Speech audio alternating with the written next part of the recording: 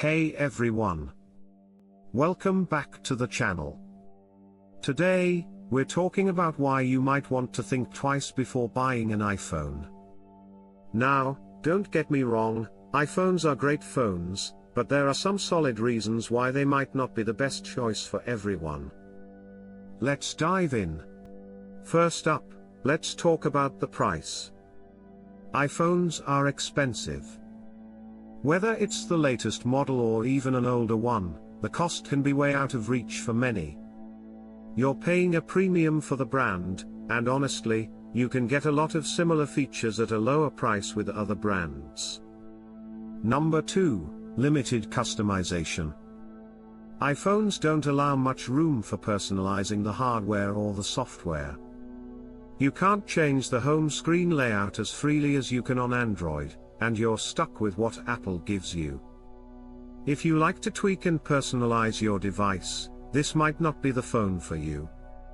Third, no expandable storage. iPhones don't have an SD card slot, so if you run out of space, you've got to pay a lot more to upgrade to a phone with more storage. With Android, you can just pop in a new SD card whenever you need more room. Number 4, battery life. While iPhones are pretty solid, their battery life sometimes doesn't hold up to heavy use. There are Android phones out there with way longer battery life for the same price, so if you're a heavy user, that's something to consider. And finally, value for money. iPhones are great, but you're not always getting the best bang for your buck. You can find Android phones with similar features, designs, and performance, but at a fraction of the cost.